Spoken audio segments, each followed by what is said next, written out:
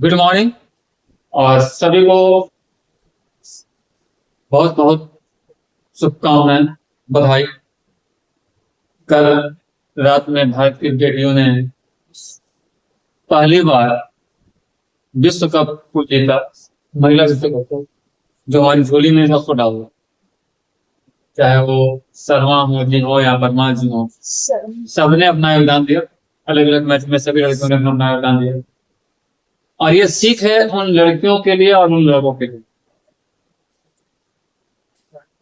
जो अपने पढ़ाई को, खेल को, टारगेट को, लक्ष्य को फोकस नहीं कर रहे हैं और वो आजकल बिजी रह रहे हैं मोबाइल में। हाँ जी, खाना खा लिए? हाँ, ढेरे खा रहे थे हमने तो उल्टी होगा तो बाजू, तो इससे आपका फ्यूचर डिसाइड नहीं। सर आज मुझे किसी के साथ घूमने जाना है, मैं कोचिंग नहीं आऊँ, इस टाइप के मैसेज जब आते हैं मेरे पास, तो मुझे लगता है कि एक इंडिया वो जो विश्व विजेता है, 19 साल 21 साल की लड़कियां अपना परचम लहरा रही हैं,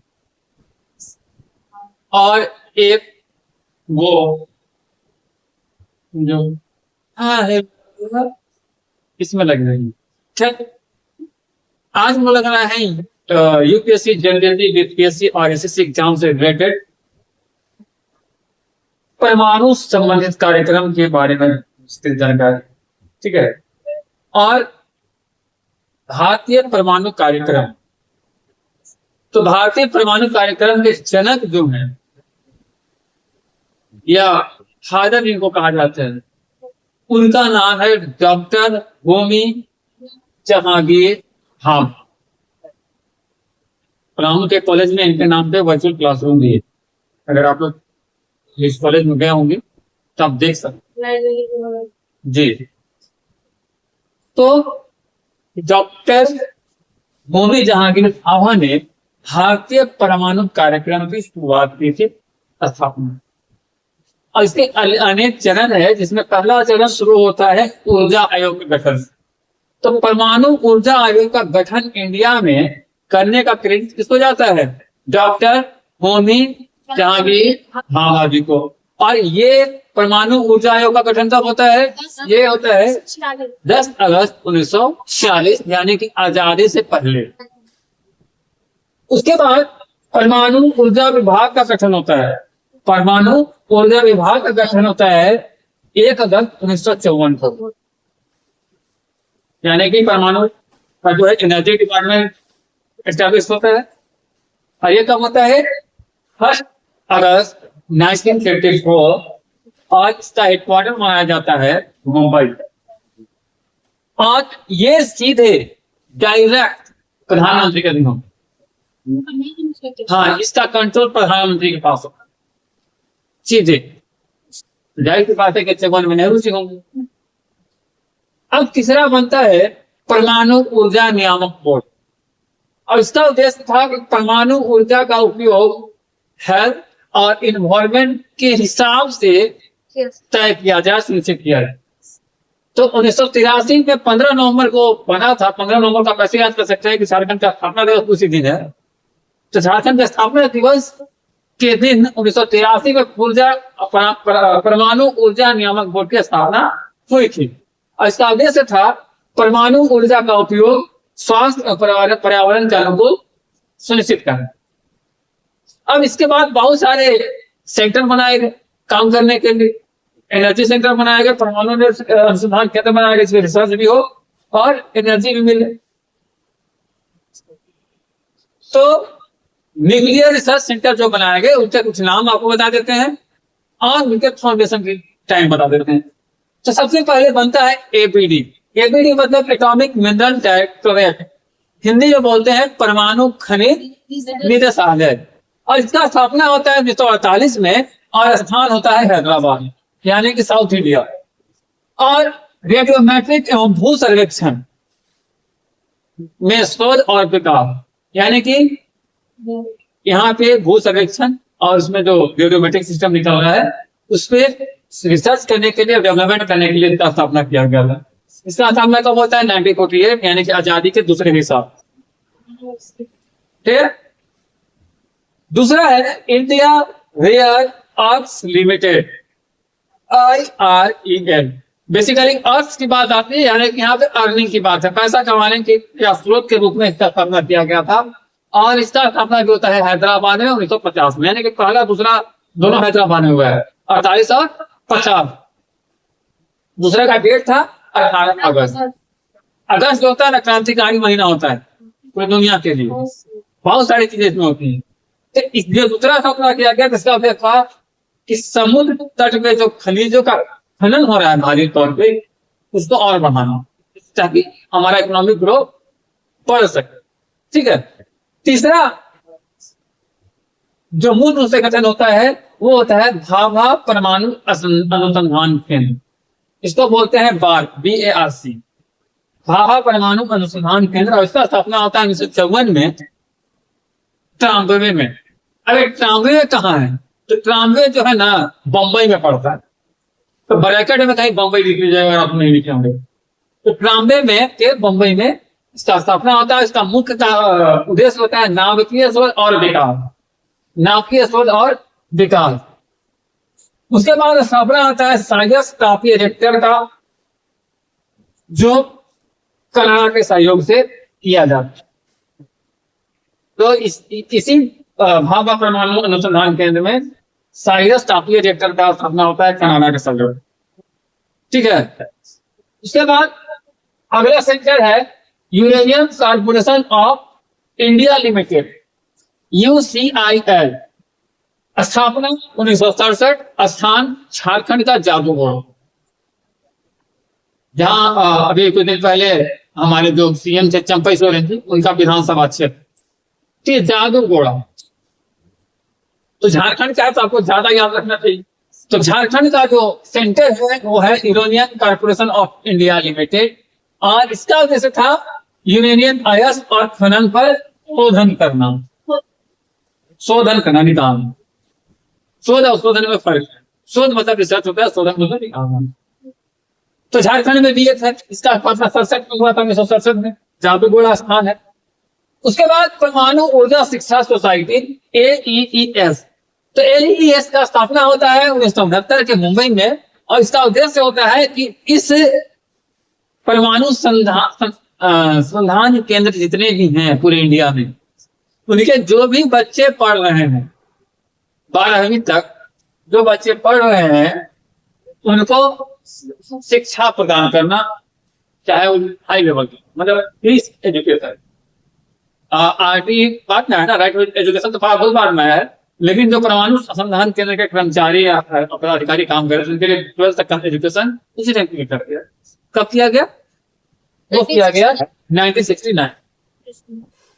उसके बाद इंदिरा गांधी आती हैं, इंदिरा गांधी का एंट्री होता है, और उन्होंने उनके टाइम बनता है इंदिरा गांधी परमाणु अनुसंधान केंद्र, IGCR, 30 अप्रैल 1970। कहाँ बनता है? कलपक्कम में, जो तमिलनाडु में पड़ता है। ठीक है।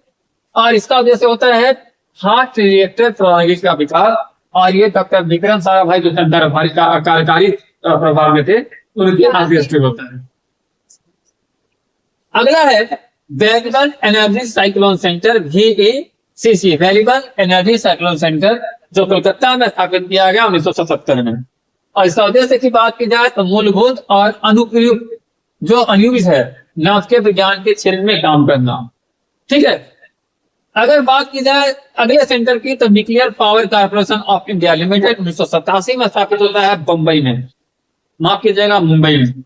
और परमाणु विद्युत ग्रहों का निर्माण करना और संचालन करना इसका मुख्य काम। उसके बाद Raja Ramanna centre for advance technology, RRCAP, 1985 में स्थापना किया था इसका, रमन्ना सेंटर का, इंदौर में। और इसका काम था लेजर क्रायोजेनिक के क्षेत्र में औद्योगिक विकास करना। Global centre for nuclear energy partnership, GENEP, 2010 Bahadurgarh Haryana में स्थापित होता है। और परमाणु से जो प्रसार से जो खतरा हो रहा है, इस खतरे को कम करना, परमाणु काफी डेंजर की तो है, हार्मफुल की तो है, जिस खतरे को कम करना। अगर बात की जाए परमाणु रिएक्टर्स की, तो परमाणु रिएक्टर्स में पहला रिएक्टर है अप्सरा।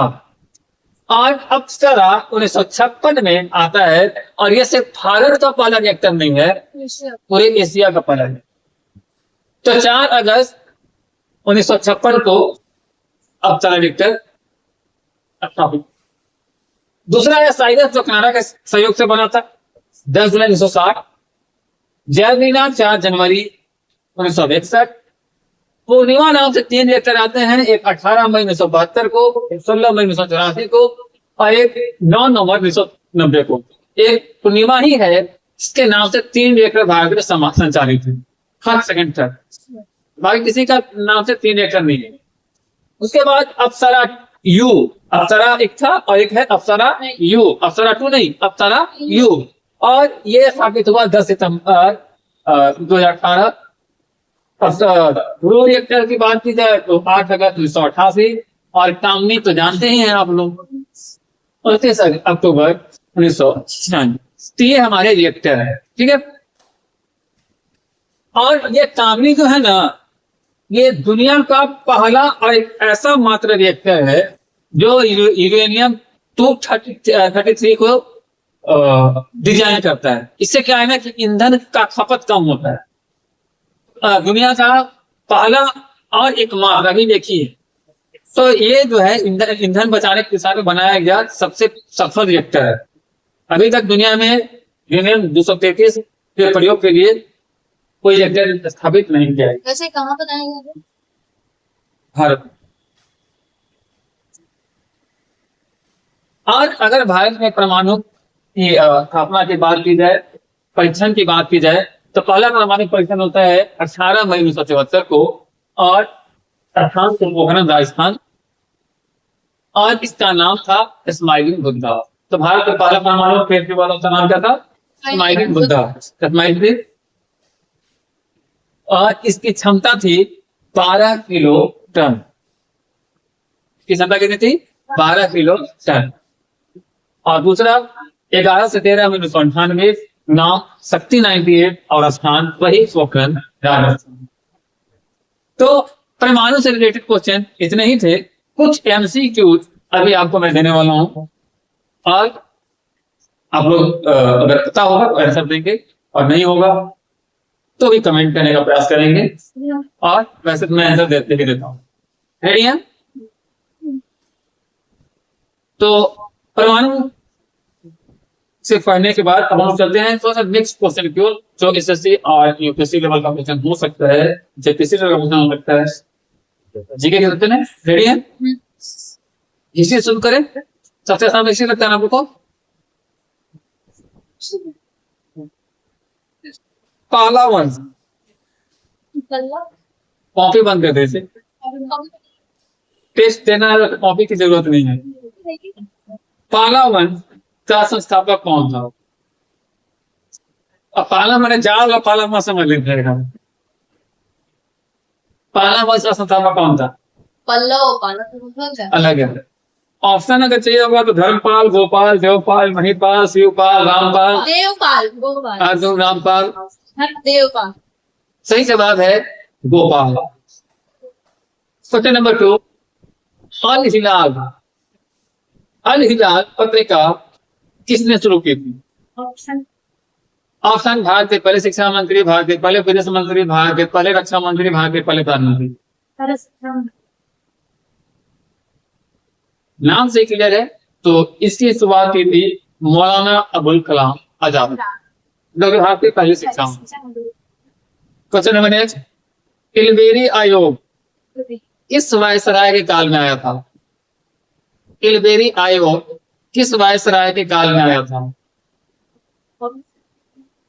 ऑप्शन है lord Britton, lord Curzon, lord Dufferin, lord Hucking. Lord Curzon. Not of all, right answer है लॉर्ड रिपन।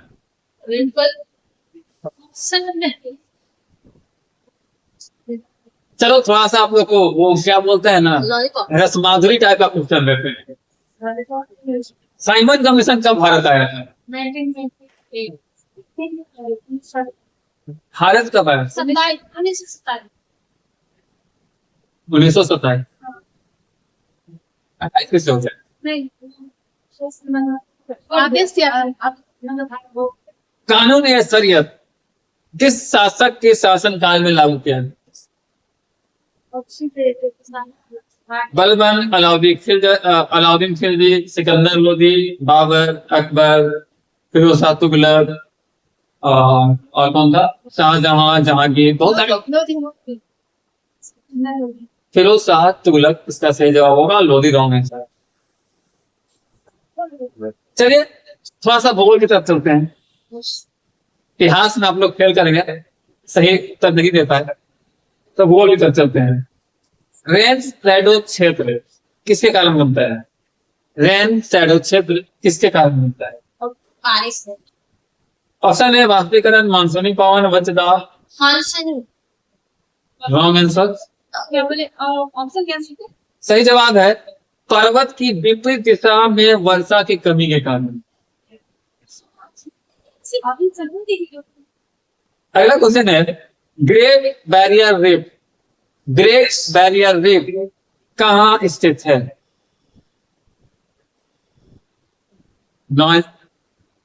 अमेरिका सही जवाब है ऑस्ट्रेलिया के उत्तर पूर्वी तट पे।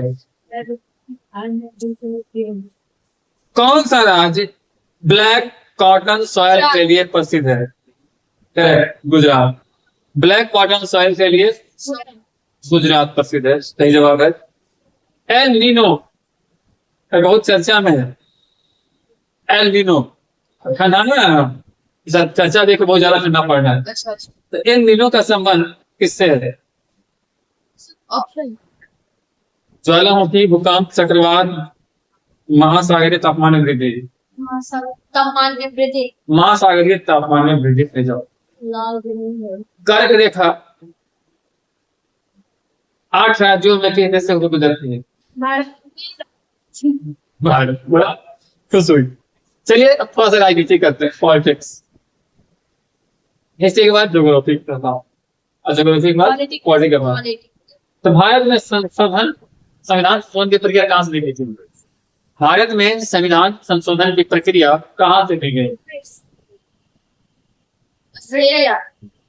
जिसको हाथी बेटे ने हराया वहीं से लिया गया। दक्षिण दक्षिण अफ्रीका, साउथ अफ्रीका से लिया गया। अनुच्छेद 368 किससे संबंधित है? करेक्ट, संविधान संशोधन सही है। भारत के राष्ट्रपति अपने इस्तीफे त्याग पत्र किसे देते हैं? करेक्ट, उपराष्ट्रपति सही है। शून्यकाल, जीरो आवर किस देश की संसदीय प्रणाली से आया है?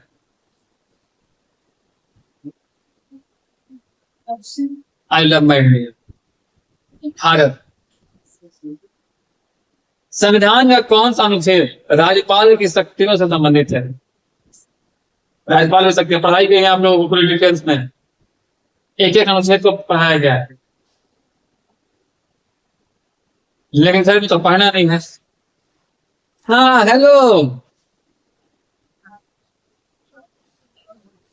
अरे रात ढेर खा लिया था ना लिटिया, तो उल्टू हुए लगा। तो सही जवाब है 153 से 162, आर्टिकल 153 से 163। चलिए पॉलिटिकल से में हम निकलते हैं, थोड़ा चलते इकोनॉमिक्स तक। तो मुद्रा स्वीकृति, मॉनेटरी पॉलिसी कौन निर्धारित करता है?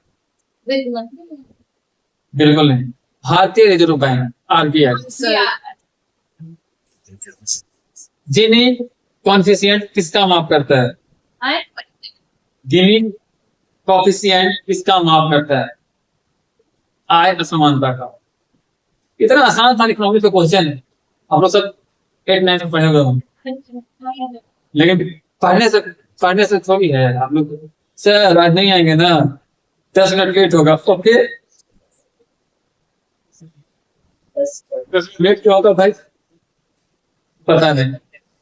खैर, अच्छा जिस दिन अगर हम क्लास छुट्टी कर दें उस दिन बच्चे कॉलेज यहाँ कोचिंग जरूर आए। और आज ये आके पूरा गेट का फोटो खींचेंगे, सर आज कोचिंग बंद है। अरे भाई ग्रुप में मैसेज था सर आज छुट्टी में है, 10 मिनट लेट आएंगे सर, फिर उनको कॉल करके बोलना पड़ता है, क्या क्लोज है भाई। है चलिए आगे बढ़। चलो हाँ हाँ, क्वेश्चन का आप जवाब नहीं दे रहे हैं, देखिए आप लोग को अपने आप पर प्राउड बनते हैं, इतने आसान क्वेश्चन का भी आप जवाब नहीं दे सकते, गर्व गर्व। अगला क्वेश्चन है, भारत का भुगतान संतुलन क्या दर्शाता है? जहां तो बोल पढ़े हैं, तो मैं आप लोग बोलो नहीं पढ़े हैं तो फिर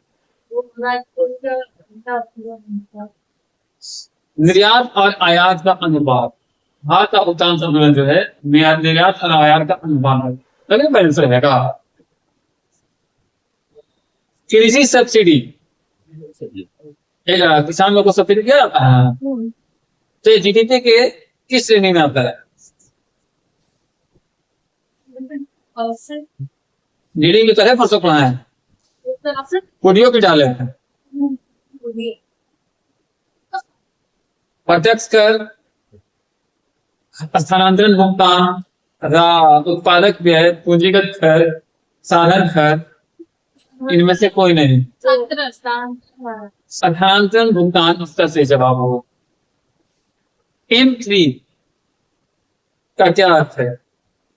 M3 का क्या अर्थ है? इकोनॉमिक्स है, इतना आसान सा क्वेश्चन आप लोग को दिया जा रहा है, उसको आपके कमेंट्स नहीं आ रहे, जवाब नहीं आ रहा। M3 का क्या अर्थ है? आसंकीन मुद्रा, विदेशी मुद्रा, निवेशी पूंजी, विस्तृत मुद्रा, आपूर्ति। विस्तृत मुद्रा आपूर्ति का सही जवाब होगा। हाँ चलिए, अगर इकोनॉमिक्स से आप लोग को अच्छा ना लगा हो तो थोड़ा सा साइंस की तरफ चलते हैं। साइंस में टेक्नोलॉजी की तरफ चलते हैं। तो न्यूटन का तीसरा नियम किससे संबंधित है? ये क्या बोलते हैं उससे, तो ऑप्शन क्रिया प्रतिक्रिया से जवाब, क्रिया प्रतिक्रिया। डीएनए और आरएनए में क्या अंतर होता है? और डीएनए जो होता है दोहरी पुंडलित होता है, और आरएनए जो होता है वो सिंगल होता है, एकल पुंडलित होता है। न्यूक्लियर फ्यूजन किस पर आधारित है? जो न्यूक्लियर पर है, न्यूक्लियर फ्यूजन किस पर आधारित है? ऑप्शन भारी नाभिक का विखंडन, इलेक्ट्रॉन का अपसरण, न्यूट्रॉन का अवशोषण, हल्के नाभिक का संयोजन। देखो हल्के ना, हल्के होगा यहाँ पे, भारी नहीं होगा, तो हल्के नाभिक का संयोजन। चलो एक और आसान क्वेश्चन देते हैं। CRISPR-CAS9 तकनीक का उपयोग कहाँ किया जाता है? युद्ध में, जीन संपादन में, बायो पढ़ रहे हैं, साइंस में है, हम लोग अभी है। जीवन का ये कितना यूज करोगे भाई? क्वांटम कंप्यूटिंग का कौन सा सिद्धांत उपयोगी है? क्वांटम कंप्यूटिंग का कौन सा सिद्धांत यूजफुल है, उपयोगी है?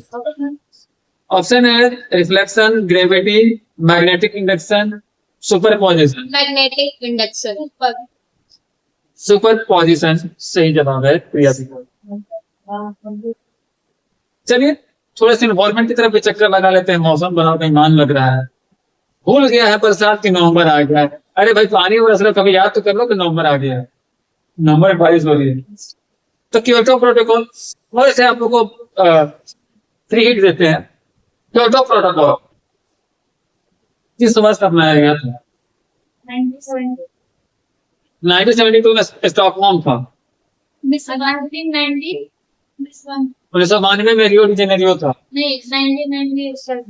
1997 क्योटो प्रोटोकॉल सही जवाब। पेरिस समझौता का मुख्य उद्देश्य क्या था?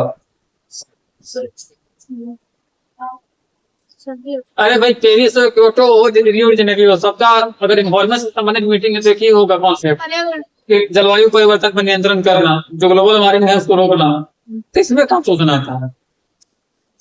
चलो मंगल होता है ना, आज मंगलवार है, अंदर को खाए है, अंदर क्या तेल देने। अच्छा मंगल ग्रह भी होता है आपके आपका मंगल में, वहां पे देखो हम जमीन पे जाएंगे जो कितना कितना एक उल्टा के 5 कट्ठा, Go back. Let me go back. 5 कट्ठा से कम नहीं। वहां पे मेजरमेंट का तरीका अलग है, वहां 5 कट्ठा से कम नापने के लिए कोई मशीनें नहीं। Pakistan. तो मंगल गांव योजना किससे जुड़ी हुई है?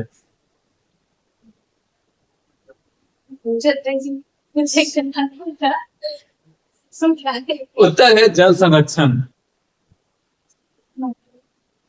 अगला क्वेश्चन है आईपीसीसी। आईपीसीसी का फुल फॉर्म क्या है, पूरा नाम क्या है?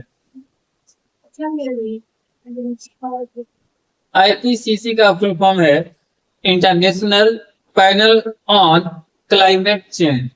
International panel on climate change. Ozone क्षेत्र सबसे अधिक कहाँ पाया गया है? ओजोन में छेदा सबसे बेसी कहाँ हुआ है? अरे भाई, आपका ऑप्शन में आपको तो इजी होना चाहिए। इंडिया कहाँ, ये नॉर्थ पोल है या साउथ पोल है? ये ईस्ट है, ये वेस्ट है, ये बीच का सेंटर है। तो सबसे बेसी छेदा कहाँ होगा? South. जहाँ पे विकसित देश है, लोग ज्यादा हैं, साउथ पोल होगा, दक्षिण ध्रुव में होगा। ये तो कॉमन कॉन्सेप्ट है। जहाँ गैस उड़ाएगा सब, वही छेद होगा। चलिए 30 को तो हो गया, लेकिन अभी तक आप लोग का मजा नहीं है। अंतरराष्ट्रीय रिलेशन में चलते हैं, थोड़ा सा इंटरनेशनल रिलेशन में पास चलते हैं। आसियान का मुख्यालय कहाँ है, बता दीजिए। इससे आसान क्या पूछेगा, बताइए। बहुत बढ़िया, बहुत सुंदर। ब्रिक्स में ये सब जो है South Africa. किसको दर्शाता है? East. हाँ, ब्रिक्स में एस किसको दर्शाता है? South Africa. South Africa. बहुत बढ़िया। मैंने कहा साउथ अफ्रीका हरा का आदमी कि बेचारा का सतुरा का नाम ही याद कर रहे हैं लोग। G20 ग्रुप कमेटी का अध्यक्षता भारत ने किस वर्ष किया? 2020. जाहिर सी बात है कि जब भारत में मीटिंग हुआ तब किया होगा। 2023। नागपुर का गठन कब हुआ था? 4 अप्रैल 1949. 4 अप्रैल 1949। चलिए इसको याद रखें। विश्व व्यापार संगठन WTO का मुख्यालय कहाँ है? Geneva. Geneva. जिनेवा। बहुत बढ़िया। मैंने अंतरराष्ट्रीय लेवल पे आप लोग का दिमाग तेज है, लोकल लेवल पे गड़बड़ा रहे हैं। चलिए थोड़ा सा लोकल लेवल पे से वापस आते हैं आर्ट एंड कल्चर में। तो नटराज का मूर्ति देखे हैं? नटराज का मूर्ति, नटराज वाला। हाँ, तो नटराज का मूर्ति किस देवता से संबंधित है? विष्णु. ना, भगवान शिव, विष्णु नहीं। महादेव की प्रतिमूर्ति बनाई गई है। रथ यात्रा का नाम सुने हैं? रथ यात्रा त्योहार किस शहर में प्रसिद्ध है? वही का जगन्नाथ. शहर का नाम पूछना है। तो आंसर सही होगा पूरी, जगन्नाथपुरी, पूरी उड़ीसा। संगम साहित्य कल के परसों के वीडियो में डाला हुआ है। संगम साहित्य किस भाषा में लिखा गया है? तमिल। सही जवाब। विश्व का सबसे लंबा नदी? सही है, नील है। विश्व विरासत स्थल की सूची कौन जारी करता है? भारत में कितने सूची हैं? 43. हाँ, यूनेस्को। भारत में 43। बढ़िया। अब पास आते हैं करंट हमारे अफेयर से। करंट अफेयर, वर्तमान में जो आपका प्यार चल रहा है उसके बारे में आप लोग अपना जानकारी देखें। तो कल के मैच में यानी कि 2 नवंबर को भारत ने किसी को जीता है, इसके प्लेयर ऑफ द मैच कौन थे?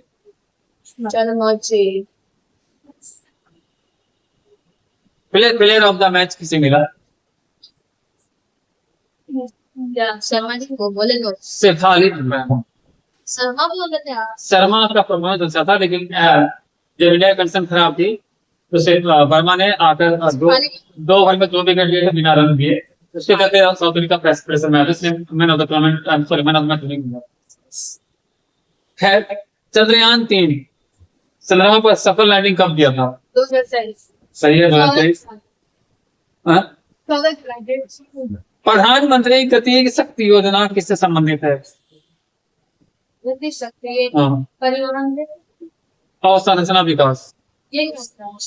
नमामि गंगे बता देंगे। नमामि गंगे कार्यक्रम किस मंत्रालय के अंतर्गत आएगा? गंगा को साफ करने का प्रोग्राम करता है नमामि गंगे, ये किस मंत्रालय के अंतर्गत आएगा? वित्त मंत्रालय।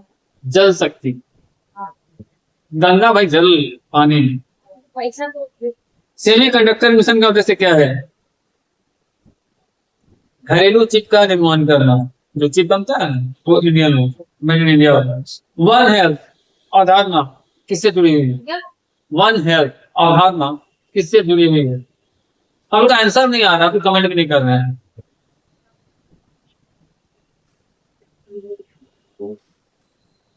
मानव, पशु और पर्यावरणीय स्वास्थ्य का समन्वय से।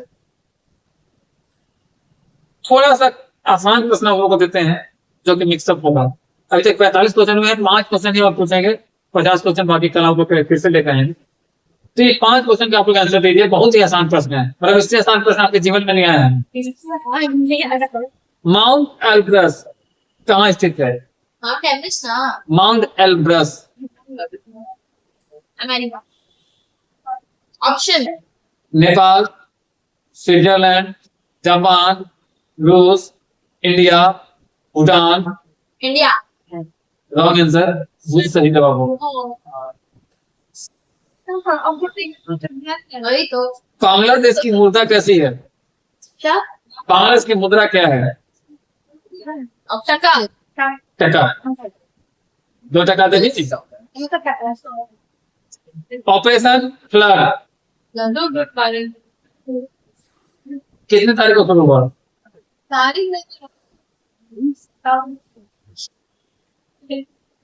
आप लोग कमेंट करके बताइएगा। वैसे ये दुग्ध उत्पादन से संबंधित है और वर्गीज कुरियन से स्टार्ट करने का क्रेडिट जाता है, लेकिन डेट आपको कमेंट करनी है। यूनेस्को का मुख्यालय? Paris France. मैंने क्वेश्चन पूरा नहीं किया। चलिए अब आंसर दे दिया, तो उसका मुख्यालय पेरिस में, तो उस क्वेश्चन पे रिजॉल्व करते हैं। दलाई लामा का निवास भारत के किस राज्य में?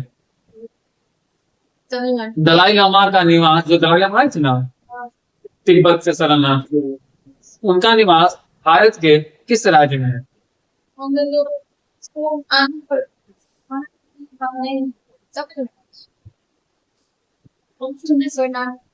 सही जवाब है हिमाचल प्रदेश के धर्मशाला थाने, वहां पे। और आज के लिए इतना ही, मिलते हैं अगली क्लास में नए वीडियो के साथ, नए के साथ और नम के साथ। सब्सक्राइब नहीं किया तो कर दीजिए। Bye bye.